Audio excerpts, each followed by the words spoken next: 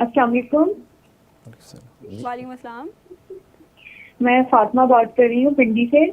جی میرا سوال ہے مفتی صاحب اور ساحل ندیم صاحب سے اور مفتی صاحب سے میں پوچھنا چاہتی ہوں کہ قرآن میں ہے کہ نیک عورتیں جی جی بد مردوں کے لیے ہیں.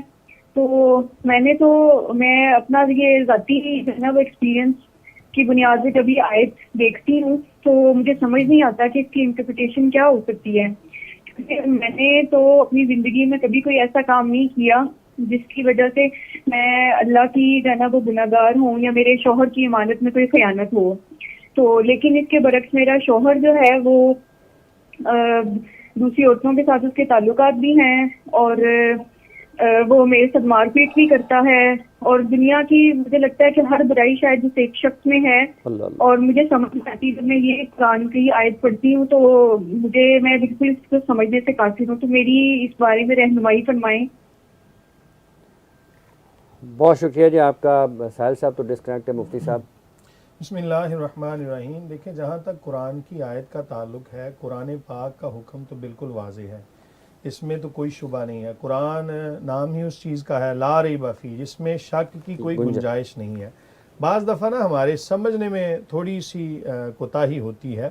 دیکھیں سمجھنا یہ پڑے گا کہ خباثت کیا ہے اور طیب چیز کیا ہوتی ہے. ٹھیک ہے, تو آپ دیکھیں کہ بعض دفعہ ایک بندہ ظاہری طور پہ بڑا اچھا ہوتا ہے, بہت اچھا ہوتا ہے, بہت نیک ہوتا ہے, اس کے ظاہری معاملات بڑے اچھے ہوتے ہیں, لیکن اندرونی طور پہ نا اس کے اندر کوئی نہ کوئی ایسی برائی ہوتی ہے کہ جو اس کی خباثت پر دلالت کرنے والی ہوتی ہے. بعض دفعہ کوئی بندہ ظاہری طور پہ گناہ گار ہوتا ہے, ظاہری طور پہ اس کے اعمال جو ہے نا وہ بڑے عجیب ہوتے ہیں, لیکن اندرونی طور پہ اچھا ہوتا ہے. تو اس چیز کو ذرا دیکھیں, کوئی نہ کوئی ایسا گناہ پھر اللہ تعالیٰ جو ہے نا وہ بندے پر حدیث قدسی ہے, اس کو مکاشفۃ القلوب کے اندر امام غزالی علیہ رحمہ حجت الاسلام انہوں نے اس کو ذکر بھی کیا کہ اللہ تعالیٰ کسی بندے پر 2 امن اور 2 خوف جمع نہیں فرماتا. اگر دنیا کے اندر کوئی خوف ہے تو آخرت میں اس کو امن میں رکھے گا. تو اگر دنیا جو ہے اس میں اگر آپ کو کوئی تھوڑی ظاہری مشکلات آ رہی ہیں تو ان کو اللہ تعالیٰ کی ذات پہ بھروسہ کرتے ہوئے گزاریں, انشاءاللہ العزیز آخرت میں معاملہ بہتر ہوگا. رہی بات یہ کہ خاوند اگر تو آپ کو بالکل واقعتاً یقین ہے کہ آپ کا خاوند کسی ایسی برائی کے اندر مبتلا ہے, پھر تو آپ بات کر سکتی ہیں. دیکھا گیا ہے کہ خواتین نا صرف شکوک و شبہات کی بنا پر اپنے جو خاوند ہیں ان کے اوپر بڑے بڑے الزامات لگا دیتی ہیں, جس کی وجہ سے پھر بعض دفعہ نا گھر ٹوٹنے پہ آ جاتے ہیں. تو اس چیز کو ذرا دیکھیں, امید کرتا ہوں کہ آپ کا معاملہ حل ہو جائے گا. رہی بات یہ قرآن کا حکم بالکل واضح ہے, جو خبیث ہیں وہ جو مرد خبیث ہیں ان کے لیے خبیث عورتیں ہی ہوتی ہیں, اور جو طیب ہیں ان کے لیے طیب خواتین ہی ہوتی ہیں. حضرت امام شافعی علیہ رحمہ کا ایک فرمان ہے, آپ فرماتے ہیں کہ اپنے آپ کو پاک رکھو تمہاری خواتین پاک رہیں گی, اور اگر تم نے اپنے آپ کو کسی ایسے کبھی کام کے اندر مبتلا کیا, میں اس کا نام نہیں لینا چاہتا, تو یاد رکھنا یہ تمہارے اوپر قرض ہے, یہ تمہارے گھر والوں سے وصول کیا جائے گا. تو یہ ساری چیزیں خاوند کو سنائیں, امید کرتے ہیں کہ وہ اگر کوئی ایسی بات اس کے اندر ہے بھی, امید کرتے ہیں, دعا بھی کرتے ہیں کہ وہ ایسی قباحت سے باز آ جائے. اللہ تعالی عالم بالصواب. الخبیثات للخبیثین والخبیثون للخبیثات والطیبات للطیبین والطیبون للطیبات اولئک مبرؤون مما یقولون لهم مغفرۃ ورزق کریم. ساحل صاحب سے بھی اس کی بات کریں گے. جناب رانا صاحب, جناب یہ اتحاد کی بھی بات ہوئی ہے جب ہم نے پروگرام شروع کیا تھا, تو یہ کوئی اتحاد ہوتا نظر آئے گا یا نہیں آئے گا؟ کیونکہ آج تو آپ کی جو نشستیں ہیں وہ سپریم کورٹ نے حکم جاری کر دیا ہے.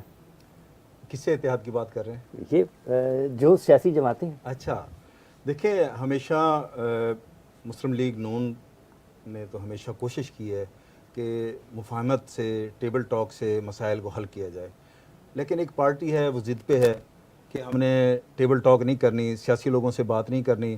ان کی جتنا عرصہ گورنمنٹ رہی ہے آپ یہ دیکھیں انہوں نے کسی پولیٹیکل پارٹی سے بات چیت نہیں کی, اور اب بھی مسلم لیگ نون نے کبھی یہ نہیں کہا کہ ہم ڈائیلاگ کا دروازہ بند کر رہے ہیں. انہوں نے تو ہمیشہ ڈائیلاگ کا دروازہ, دیکھیں ملک کے مسائل یا کوئی بھی ایون کے گھر کے مسائل ہوں, کسی شہر کے مسائل ہوں, قوم کے مسائل ہوں, وہ ڈائیلاگ سے حل ہوتے ہیں. جیسا ابھی آپ بات کر رہے تھے کہ ہمارے معاشرے میں عدم برداشت ہے, اس پارٹی نے عدم برداشت پیدا کر دی جس کی وجہ سے لوگ دست و گریبان ہے, بدتمیزی کا عالم ہے.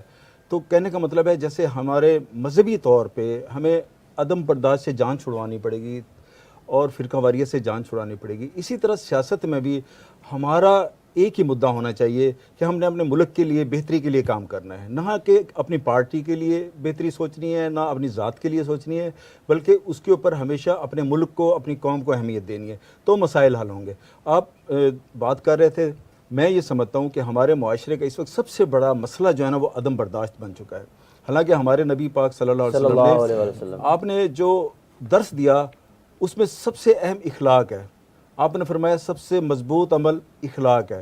اگر جس انسان میں اخلاق ہوگا، چاہے وہ مذہبی اسکالر ہے، چاہے وہ سیاستدان ہے، چاہے معاشرے کا کوئی بھی شخص ہے، اگر اس میں اخلاق اچھا ہوگا تو مسائل خود بخود حل ہوتے جائیں گے۔ جب عدم برداشت بیری کو جو دل کی نرمی سے محروم ہو گیا وہ کل خیر سے محروم ہو گیا۔ جی بالکل ایسی ہے۔ تو کہنے کا مطلب ہے ہمیں بحیثیت قوم اپنے اندر برداشت پیدا کرنی پڑے گی، ایک دوسرے کی بات کو سننا پڑے گا، تبھی جا کے مسائل کو حل کر سکیں گے۔ ڈائیلاگ دیکھیں، آپ دنیا میں جتنی بھی جنگیں ختم ہوئی ہیں یا دنیا میں جتنے بھی مسائل حل ہوئے ہیں وہ ڈائیلاگ سے ہی ہوئے ہیں۔ اب دیکھیں مطلب ہمارے نبی نے صلی اللہ علیہ وسلم نے، آپ کو لگتا ہے کہ یہ بھی ایک جنگ ہے پھر سیاسی؟ نہیں، سیاسی جنگ انہوں نے بنائی ہوئی ہے۔ اچھا، ہم تو ہمیشہ ڈائیلاگ کی بات کرتے ہیں کہ ڈائیلاگ سے چیزوں کو بہتر کیا جا سکے تاکہ مسائل حل ہوں ملک کے۔ دیکھیں، الیکشن لڑ کے آنے کا مقصد کوئی حکومت کرنا نہیں ہوتا، بلکہ لوگوں کو سرو کرنا ہے۔ ہم نے لوگوں کے مسائل کو دیکھنا ہے، ان کو حل کرنا ہے کہ ہمارے ملک میں غربت ہے، تعلیم نہیں ہے، صحت کے فقدان ہے، مطلب سہولیات کا، باقی چیزیں ہیں، انفراسٹرکچر نہیں ہے اس لیول کا۔ تو ہمیں بجائے اس کے کہ ہم ان پہ فوکس کریں، ایک عام آدمی کی زندگی کو بہتر کرنے کے لیے ہم آپس میں اگر دستے گروباں ہوں گے تو مسائل کیسے حل ہوں گے؟ تو ممکن نہیں ہے یہ مسائل حل ہو جائیں۔ تو تمام سیاسی پارٹیوں کو یہ سوچنا چاہیے، اس میں تمام شامل ہیں کہ ہم کس طریقے سے ملک کی بہتری کر سکتے ہیں، اپنے صوبے کی بہتری کر سکتے ہیں۔ اور سیاستدان ایک عوامی نمائندہ ہوتا ہے، اس کے اوپر تو بہت زیادہ ذمہ داریاں ہیں، کیونکہ جب میں اپنے حلقے میں جاتا ہوں جا کے دیکھتا ہوں کہ لوگ ہیپاٹائٹس سے مر رہے ہیں، نوجوان ایک ایک گھر میں 4 لوگ مر رہے ہیں، ٹھیک ہے، ایک ہسپتال میں جاتے ہیں وہاں پر دوائیاں نہیں ہیں، ایک ہم تعلیمی ادارے میں جاتے ہیں وہاں پر وہ معیار نہیں ہے جو ایک ہونا چاہیے۔ تو اس کو بہتر ہم سیاستدان کیسے کریں گے؟ آپس میں مل بیٹھ کے مشاورت سے کر سکتے ہیں نا، ایک فیڈ بیک آئے گا تو ہم اس پہ بہتر فیصلے کر سکتے ہیں۔ اگر ہر وقت ہم آپس میں لڑتے رہیں گے، جھگڑتے رہیں گے تو اصل بات پہ تو کوئی ڈسکس ہی نہیں کرے گا۔ آئے گا ہی نہیں۔ ایک کالر ہے جی ہمارے ساتھ اس وقت۔ جی السلام علیکم۔ السلام علیکم۔ میرا سوال یہ ہے کہ کیا کانٹریکٹ میرجز کی اسلام میں کیا حیثیت ہے؟ کیا یہ جائز ہے؟ کیا یہ ہو سکتی ہے اسپیسیفک ٹائم پیریڈ کے لیے؟ کانٹریکٹ میرجز، ٹھیک ہے علامہ صاحب، کانٹریکٹ میرجز۔ کانٹریکٹ میرجز کا اس کے اندر ہمارے جو فقہ جعفریہ کے اندر کوئی کنسیپٹ نہیں ہے کہ آپ کانٹریکٹ کریں، کیونکہ یہ جو ہے ایک بے حیائی کا عنصر ہے۔ اللہ تعالیٰ نے اس کو پاک رشتہ قرار دیا ہے اور اللہ تعالیٰ کا پسندیدہ عمل جو ہے وہ نکاح ہے، ٹھیک ہے۔ جس نے کانٹریکٹ کرنا ہے اس کا مطلب ہے کہ اس نے کانٹریکٹ توڑنا ہے، جبکہ نکاح جو ہے وہ نکاح توڑنے کے لیے نہیں کیا جاتا، نبھانے کے لیے کیا جاتا ہے۔ تو یہاں پہ جو یہ کانٹریکٹ ہے، یہ ایک جو ہے وہ آپ اس کو کہیں کہ ایک جدیت یا اس کی طرف لے کے جائیں گے تو بے حیائی کا ایک جو ہے نیا دروازہ کھولنے کی مترادف ہے، اس کی اجازت نہیں ہے۔ بہترین طریقہ ہے کہ آپ نکاح کریں، آپ جو ہے اس کو نبھائیں، ایک دوسرے کی ذمہ داری اپنے لیں۔ اللہ تعالیٰ نے کہا ہے کہ ہاں جو شادی کرے گا، ہاں میں اس کو جو ہے وہ اس کو اگر فقیر بھی ہے تو میں اس کو غنی کر دوں گا۔ اللہ خود اپنے ذمہ لے رہا ہے، یکون فقراء یغنیہم اللہ من فضل، اللہ اپنے فضل سے غنی کر دے گا۔ پھر آپ کو مسئلہ کہا ہے، اللہ نے فقیر کہا ہے۔ فقیر کی تعریف اٹھا کے دیکھ لیں، فقیر وہ ہوتا ہے کہ جس کے پاس سال بھر کا کھانے پینے کے لیے راشن نہ ہو، ایک دن کے لیے نہیں، سال بھر کا، وہ فقیر ہے۔ کتنے سفید پوش فقیر ہیں۔ اللہ کہتے ہیں تم نکاح کرتے چلے جاؤ، تو نکاح کرو، اب یہ کرتے چلے جاؤ والی بات جو ہے غلط چلے جائے گی۔ اب یہ کہ آچار کی اجازت ہے، ٹھیک ہے، مردوں کو ہمت اس لیے تاکہ اس وجہ سے ایک مرد کے اندر اتنی اہمیت ہے، اتنی صلاحیت ہے کہ وہ جو ہے کما کے لا کے ان کو کھلائے، ان کی ذمہ داری نبھا سکتا ہے، ان کے اندر عدل انصاف کر سکتا ہے، تو پھر تو چار کرے وہ اللہ کرنا ہے۔ تو اگر فقیر ہے تو فقر کی ڈر سے خوف سے جو ہے وہ نکاح کو ترک نہ کرے، ہاں بلکہ اس کو نکاح کو کرے گا تو اللہ تعالیٰ اس کے اندر خیر و برکت ڈال دے گا۔ اور جو ہے اگر سختی ہے، آپ نے اندازہ دیکھیے گا، یہ بھی اللہ کا قانون ہے کہ جب جو ہے آپ کے گھر کے اندر جو افراد بڑھتے چلے جاتے، رزق بڑھتا چلا جاتا، جیسے جو ہے آپ پریشان ہوتے ہیں، فقیری آتی ہے، اللہ تعالیٰ آپ کے رزق، جیسے مہنگائی ہوتی چلی جاتی ہے جی تو آپ دیکھیں گے جگہ مل جانی ہے، علامہ صاحب خدا رزق میں اضافہ کر دیتا ہے۔ آپ کے سامنے آج روپے کی جو قدر ہے آپ کے سامنے ہے جی۔ تنخواہیں پہلے کیا ہوتی تھیں؟ آپ بزرگوں سے پوچھے جی، ہاں میری 50 روپے تھی، میری 500 روپے تھی، اور 500 روپے بہت بڑی تھی اماؤنٹ اس وقت۔ تو آج جیسے مہنگائی بڑھتی گی، اللہ تعالیٰ نے رزق میں اضافہ کیا۔ آپ کے گھر مہمان آتے ہیں تو کیا ہوتا ہے؟ کمی ہوتی ہے رزق کی؟ نہیں، یہ قانون فطرت ہے، اللہ تعالیٰ اس میں کئی گنا اضافہ کر دیتا ہے۔ تو اس خوف سے کہ ہاں جی مشکلات ہوں گی، مسائل ہوں گے، نہیں نبھا سکیں گے، یہ ایک جزوی باتیں ہیں۔ ہاں، نکاح والی سنت کو عام کریں۔ رسول اللہ کا من رغب عن سنتی فلیس منی، جو جس نے اس سے انکار کیا وہ مجھ سے ہی نہیں، یعنی اسلام سے اس کا تعلق ہی نہیں۔ مفتی صاحب، یہ جو سوال ہوا تھا، بسم اللہ الرحمن الرحیم۔ دیکھیں مقصد نکاح کیا ہے، یہ سب سے پہلے دیکھنے کی ضرورت ہے۔ مقصد نکاح یہ ہوتا ہے بقائے نسل انسانی کے لیے نکاح کیا جاتا ہے کہ آگے جو نسل ہے وہ بالکل پاکیزہ اور طیب ہو، اس کے اندر کسی قسم کی کوئی برائی نہ ہو۔ اللہ تعالیٰ نے جو حکم عطا فرمائے عقد نکاح کا، اس کا مقصد بقائے نسل انسانی، دوسرے نمبر پر گناہ سے بچنا، اور تیسرے نمبر پر حضور نبی کریم صلی اللہ علیہ وآلہ وسلم کی مبارک سنت۔ یہ جب تین مقاصد ہوں گے نا نکاح کے، تو ہی اس نکاح کے اندر برکت ہے۔ ان تینوں مقاصد میں سے اگر کوئی ایک مقصد بھی آپ نے فوت کر دیا، چھوڑ دیا، تو اس نکاح کے اندر برکت نہیں ہوگی۔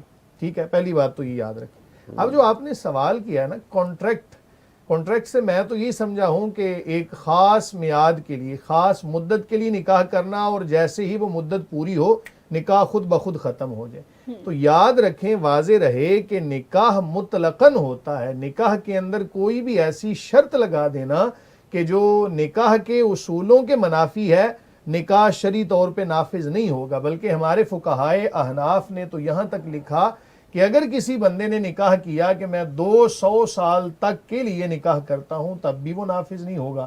اس کا ایسا نکاح کرنا غلط ہوگا۔ کیوں؟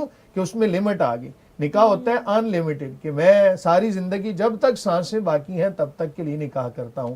اور جب کسی نے کانٹریکٹ نکاح کیا تو وہ شرعی طور پر نافذ نہیں ہوگا۔ بالکل بڑی اچھی بات کی انہوں نے جناب کہ وہ ایک بے حیائی کو فروغ دینا ہے۔ تو جو بندہ صرف اور صرف جناب لذت کے حصول کے لیے نکاح کر رہا ہے، اس کے ذہن میں کوئی بھی ان تینوں مقاصد کے علاوہ کوئی مقصد ہے، تو اس نے نکاح تو کر لیا لیکن شرعی طور پر وہ گناہگار ہوگا۔ نکاح کے مقاصد کو سمجھیں، اور نکاح سے مقصد ہوتا ہے نیک اولاد کا حصول۔ اور ان یکونوا فقراء یغنیہم اللہ من فضلہ، اگر تم فقیر ہو، اگر تم محتاج ہو، تمہارے پاس مال و دولت کی، رزق کی کمی ہے، تو اللہ تعالیٰ اپنے فضل سے تمہیں بے نیاز کر دے گا، غنی کر دے گا، امیر فرما دے گا۔